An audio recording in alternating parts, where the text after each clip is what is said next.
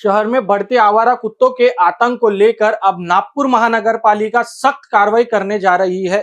महापौर नीता ठाकरे ने कहा कि सुप्रीम कोर्ट के आदेश के अनुसार आवारा कुत्तों को हटाने की कार्रवाई की जाएगी और इस मामले में कोई भी हस्तक्षेप नहीं हो सकता।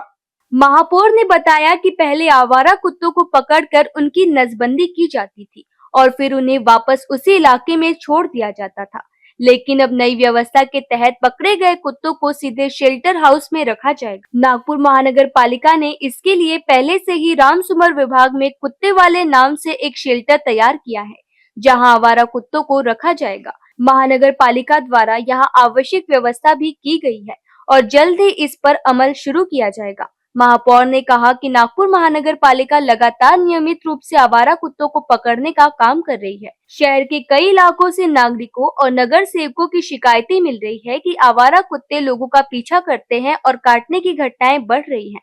इसी को देखते हुए नागपुर महानगर पालिका की डॉग कैचिंग टीम और विशेष गाड़ियां लगातार कार्रवाई कर रही है। शिकायत मिलने वाले इलाकों में टीम भेजकर आवारा कुत्तों को पकड़ने का अभियान चलाया जा रहा है। आवारा कुत्रे आहेत त्यांना हटवण्यात यावं, याच्यात कुठलं कुणाचंच दुमत राहू शकत नाही। माननीय सुप्रीम कोर्टाने जो आदेश दिला तो शिरोधारी आहे।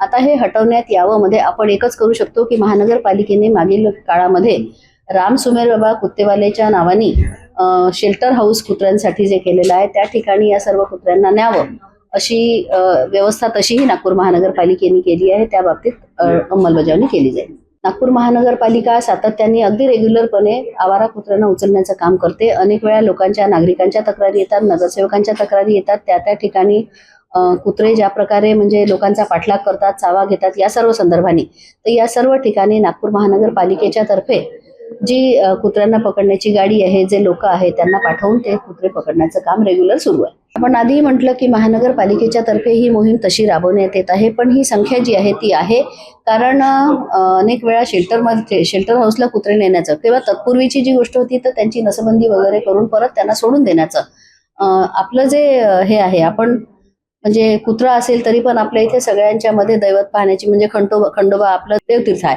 त्याच्यामुळे आपण कुठल्याही प्रकारची क्रूर भूमिका घेत नाही। आपल्या इथल्या पशु संघटना आहे त्यांचंही हेच म्हणणं आहे आणि कोर्टाचंही म्हणणं हे आहे की त्या ठिकाणी शेल्टर हाऊसमध्ये ठेवावे, त्यांच्यावर कुठल्या प्रकारची वेगळी हानी त्यांच्या जीवाला करू नये। त्या अर्थाने आपण महानगरपालिका म्हणून काम करतो आणि म्हणून आतापर्यंत त्यांना पकडून त्यांची नसबंदी वगैरे करून त्या ठिकाणी त्यांना सोडून दिलं जात होतं।